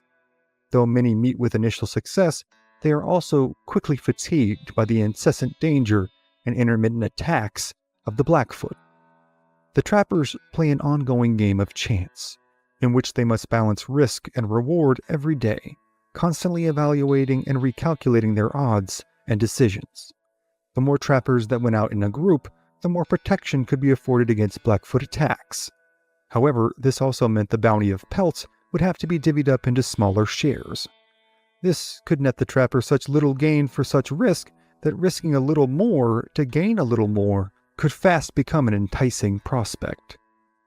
It was this ongoing gamble that eventually begins to play on the mind of Howell. Over the ensuing weeks, he and his companions have worked hard and endured much privation and danger. They are now confident, learned how to stay alive in harsh territory. Now, many of them see that they can perhaps count on their newfound sense of self-sufficiency to garner them the fortunes that they seek. Howell decides the risk is worth the reward, as does Green, the man who carries the piece of gold in his pocket. When the company reaches the area of the Yellowstone River, 2 men set out down its banks intending to set traps for the next few miles. All seems well as the country is beautiful, the day is warm, and signs of beaver in the area are plentiful. For a brief moment, perhaps it seems to both men as if things are not so bad out here on the frontier. Perhaps they had done the right thing in coming out here, and that perhaps someday in the not-too-distant future, they would recall this scene and so many scenes like it to the adoring wonder of their wives and children. Then, suddenly, as the men ride placidly up the banks of the river, a party of 6 to 8 Blackfoot appear from around a bend, and all thoughts of love and legacy vanish for both men, now replaced with cold, sheer terror. The pair wheel their horses around and start into a full gallop headed back towards the company's camp. Then, to their horror, they see another group of Blackfoot coming toward them from where they had just ridden. Now, their only option to escape certain death is to make it to the other side of the Yellowstone River and hopefully outride their pursuers before they can cross the river themselves. With seconds to spare until the Blackfoot are upon them, the two desperate men lean back until their shoulders nearly touch the canters of their saddles as their mounts make the near vertical descent down the riverbanks into the water. As they do this, war cries from the Blackfoot fill the air, as do arrows from every bow present. As the trappers' horses hit the water, Green slides out of his saddle and swims alongside his horse, using the animal as a shield against the Blackfoot projectiles that rain down all around them. Howl, however, due either to inexperience, panic, or both, stays in his saddle, attempting to ride straight across and up the other bank. This is a fatal error. Before either trapper can make it to the opposite bank, Howl is struck 3 times in the back. Just as their horses begin to find their footing on the opposite bank, he gives a loud, piteous moan and falls forward onto the neck of his mount, dropping his rifle into the water. "Are you badly hurt?" cries Green, over the din of Blackfoot celebrations at falling one of their hated intruders. "I'm a dead man," Howl says, "and you had better leave me and do the best you can to save yourself." Green, to his eternal credit, decries this as an untenable option. He will not, he says, leave Howl to die so long as there is any hope of saving him. Green takes Howl's horse by the bridle, coaxing the animal up the embankment as the arrows continue to fly, and Howl continues to moan and hang on with all of his might. Once they reach the top of the bank, Green tells Howl to bear down as he leads both horses as fast as possible in the direction of the camp. However, they are now on the opposite side of the river from the camp. Though they have secured some measure of a lead over their pursuers, they must again cross the river. They find a marshy area about a mile away from the camp that looks as though it might be fordable before the Blackfoot can reach them, and the men and horses plunge headlong into it in desperate flight. It is here that Howl, unable to hang on any longer, falls from his mount.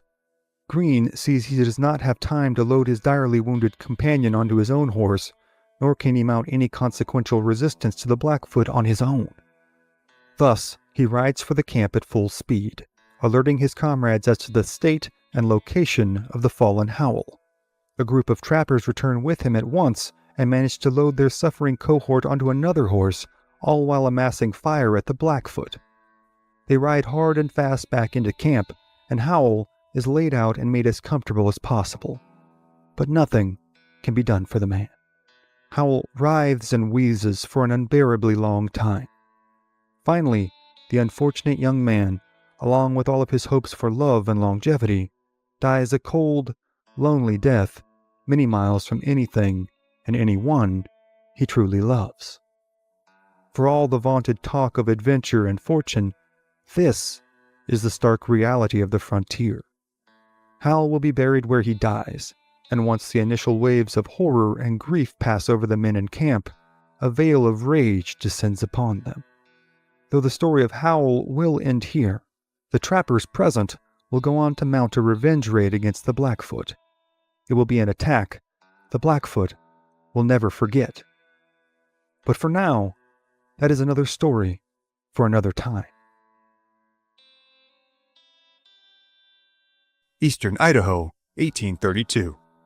As bullets whiz by them and the sounds of gunshots fill the air, a group of Blackfoot warriors urge their galloping horses towards a small lake ensconced in the mountainous terrain.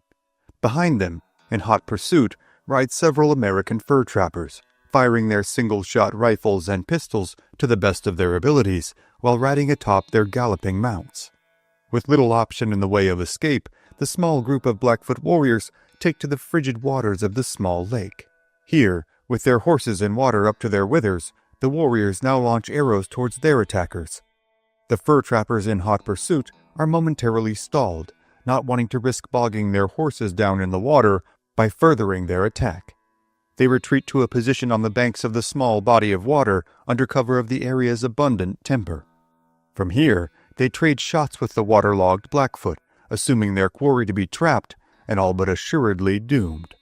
But This Blackfoot hunting party the trappers have happened upon are in fact only one small part of a larger band of Blackfoot camped only a few miles away. When one warrior on a particularly fleet pony makes his way back to their village, reinforcements are quickly gathered, and in mere minutes, a force of hundreds of Blackfoot warriors are mounted and charging out of the camp towards their brethren who are trapped in the waters of the lake. Soon, it is the American fur trappers who are on the defensive, as the newly arrived Blackfoot reinforcements pour over the hilltop behind them. At the head of the attack is a Blackfoot chief named Eagle Ribs. He is a member of the Buffalo Society and among the very few warriors allowed to wear the horns of the buffalo as a headdress. He rides in front of his warriors, all among them incensed at the trappers' attack. In the preceding few months, the Blackfoot had killed numerous fur trappers in the area, along the Yellowstone and Gallatin rivers. They are, without question, the most feared tribe among the trappers here on the northern plains. The Blackfoot are a powerful warrior tribe, the ruling power here on the northern plains, a title they have earned through years of ruthless expansion after the introduction of the horse to their people sometime in the 17th century led to a veritable explosion in capabilities in both hunting and raiding. Now, as they turn the tide of the trappers' attack, a shudder flows down the spines of the once bellicose mountain men, as all among them know that, while being killed by the Blackfoot will surely be a terrifying end, it will pale in comparison to the agonies that await them should they be taken alive. Now, under a hail of arrows and bullets, the trappers are forced to retreat from their position, abandoning their attack and riding back towards their own camp several miles away. Just minutes prior to their arrival, the camp had been a typical scene of activities, with men carrying out chores, repairing equipment, and checking their inventories. But as the first riders fleeing the Blackfoot race into camp, the routine of the morning is quickly broken, and it is readily apparent to the trappers that they will now have to take immediate action in a fight for their lives. Now, the men amongst the trappers' forces will soon face the full might of the Blackfoot's martial prowess brought to bear on them here in the middle of the wilds of the Idaho mountains. Among the trappers is 28-year-old Jim Bridger, one of the most experienced among them, and for all intents and purposes, their elected leader. Bridger has seen more of the American West than most living men. Born James Felix Bridger in Richmond, Virginia in 1804, Bridger had come west like so many countless other American young men in the early 19th century, in search of adventure and fortune. As a teenage neophyte to the frontier, on his first trapping expedition, Bridger had been part of the seminal Ashley's 100 fur trapping expedition that set out from St. Louis in 1823. While on this initial foray into the world of the mountain men, Bridger had been one of the 2 men charged with remaining with Hugh Glass after his now infamous misfortune of being severely mauled by a mother grizzly in present-day South Dakota. Glass, a legendary trapper in his own right, and already a noted veteran by the time Jim Bridger arrived on the frontier, had been so badly wounded that his comrades, unable and unwilling to linger in a dangerous hostile native territory for what they saw as an exercise in futility, had left Bridger and another trapper named John Fitzgerald to remain with Glass until he inevitably expired from his wounds. But as Bridger and Fitzgerald fretfully waited hour after hour in the frigid, dangerous territory for their comrade to finally succumb to his condition, he proved amazingly and frustratingly resilient. Though he appeared to continue to decline, Glass simply refused to die. After their nerves had been sufficiently rattled by the prospect of being captured alive by hostile natives, they had weighed their options and chose, regrettably, to leave Glass to his seemingly inevitable fate. They had eventually made their way back to civilization, where the young Bridger had joined up with another fur company, and Fitzgerald had gone on to join the army. But Hugh Glass did not die.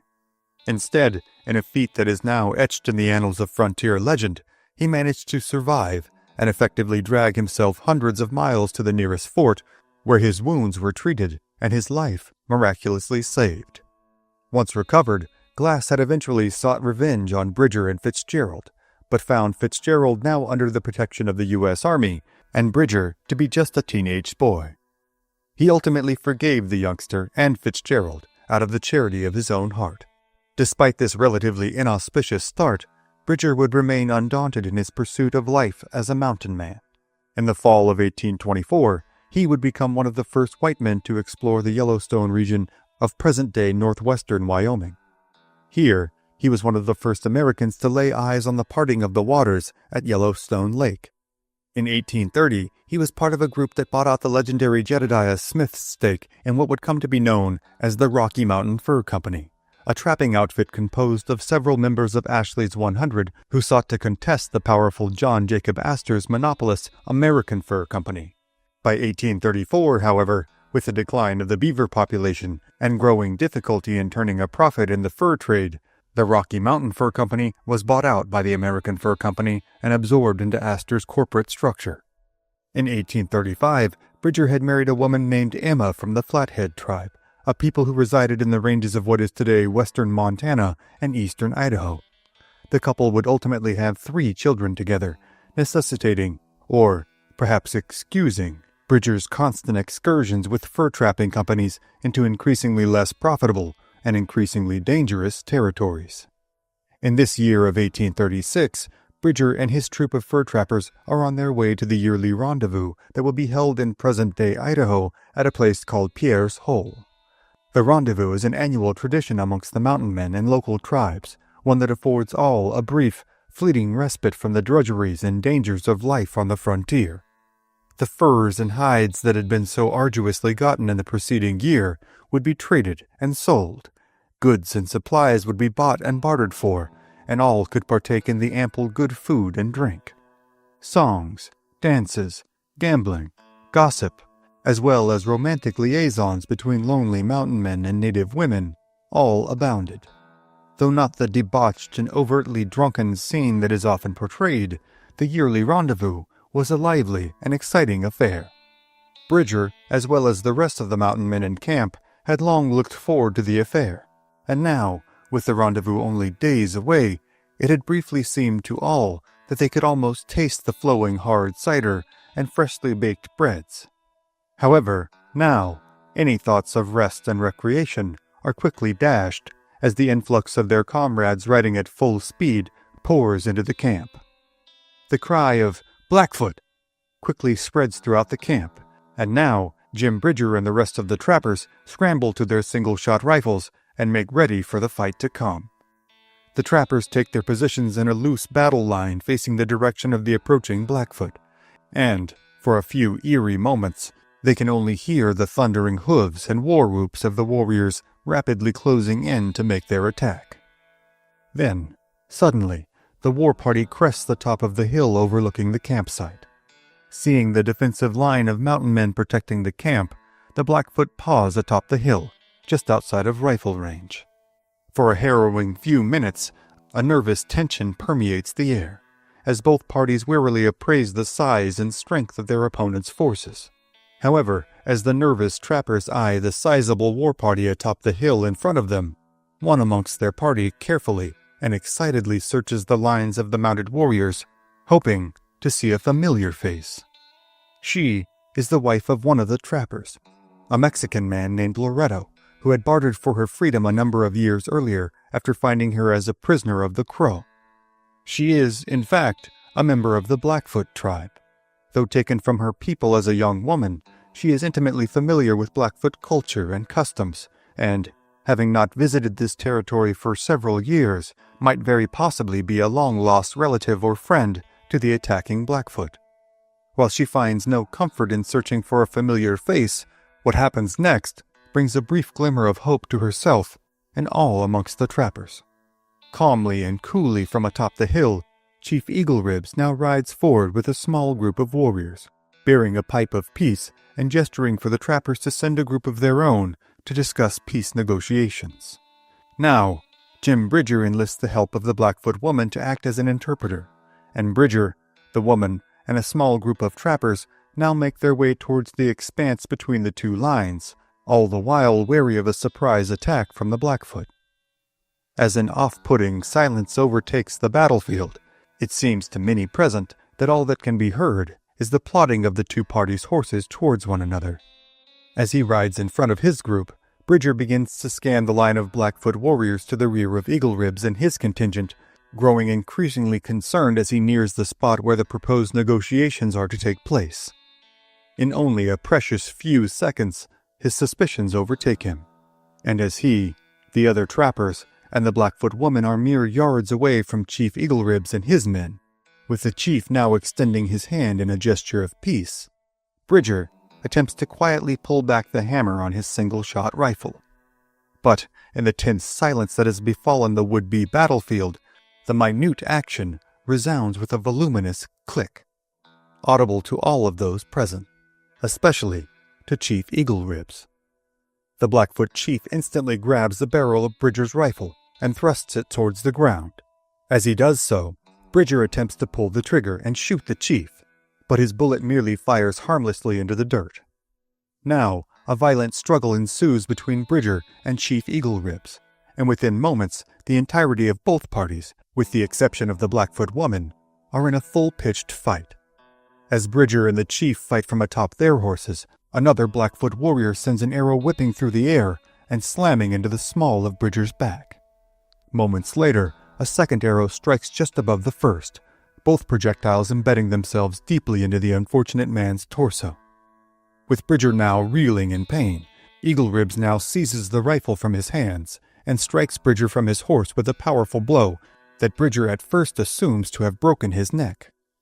For her part, the Blackfoot woman takes this opportunity to flee back to the lines of the trappers and her husband and infant child. The Blackfoot warriors, however, quickly thwart her escape, cutting off her path and driving her back towards the Blackfoot. The distressed young mother now becomes irate, screaming inconsolably to be allowed to return to her child. The Blackfoot at first appear unmoved, but after recognizing her as a member of their own people, Chief Eagle Ribs instructs the young woman to call out to her husband and ask him to bring the child to her. He assures her that her husband and child will not be harmed. Minutes later, the nervous young father plods cautiously across the veritable no-man's land that lies between the trappers' lines and the Blackfoot. He assumes that he will likely be killed as soon as he reaches the Blackfoot, but drives himself on in hopes of at least delivering the child to her mother. To his surprise, he arrives at the Blackfoot lines unharmed and is allowed to hand the child over to his wife. However, this is where the charity of Eagle Ribs and his warriors has been exhausted. The man is instructed to now leave his wife and child and return to the trappers. He is promised that he will be left unharmed as he crosses and that his wife and child will be cared for. The unnerved trapper now makes his way, again, across the expanse of mountainous prairie, feverishly wondering if he has seen his young family for the last time. For the time being, it appears that he has, as the Blackfoot now take their newly returned tribal sister and her child with them as they sink over the hills and into the wilderness. The befuddled, heartbroken young father can only watch on. Meanwhile, though the Blackfoot have now left the battlefield, Jim Bridger's troubles have only begun, as the 2 arrows lodged deeply in his lower back now cause him excruciating pain with even the slightest movement. As his blood-soaked shirt is cut away, it is apparent to his attending brethren that extracting the arrows will be a difficult, painful process. While one of the arrows is pried free with relative ease, the second remains lodged immovably. The arrows employed by this band of Blackfoot are steel-tipped, acquired from trade with the British. Unlike their stone predecessors, these tips do not break or shatter, but bend and hook upon impact, making the extraction of a warped arrowhead all but impossible. After several excruciating attempts, the decision is made that the arrowhead will have to be left. The mountain men present, acting as rudimentary though serviceable physicians considering the circumstances, agree that any further surgical incursion into the wound by their untrained hands will only cause more damage. And so, the bent steel arrowhead is left where it has struck, embedded in the soft tissue of Jim Bridger's lower back. In this pitiable condition, Bridger is now forced to endure the agonizing ride to the rendezvous. The long-awaited trip is all but spoiled for the young mountain man, as his pride is also significantly wounded, having suffered not only the arrow wounds, but the theft of his rifle by the Blackfoot chief Eagle Ribs. Though Bridger is able to turn a substantial profit for his year's worth of trapping, the limitations of his condition only serve to dampen his spirits. But this will not be the last time that the legendary Jim Bridger will meet with the feared and fearsome Blackfoot. Though he will carry the arrowhead in his back for the remainder of his life, Bridger will return to the frontier in only a matter of weeks, and over the course of the succeeding years, he and his trapper cohorts will meet the Blackfoot in countless brutal confrontations in the fight to control the northern plains. But the many stories of the fabled life of Jim Bridger, as well as the countless instances of heroism, ferocity, selflessness, and tragedy that will occur in the battles between the mountain men and the Blackfoot in the years to come, are, for tonight, other stories for other times. Thank you again for joining us on this episode of History at the OK Corral. Be sure to click the like button, share this episode with a friend, and become a subscriber. Also, if you'd like to support our work and gain early access to episodes as well as ad-free viewing, you can become a member of this channel by clicking on the join button below. And we'll see you next time on History at the OK Corral, home of history's greatest shootouts and showdowns.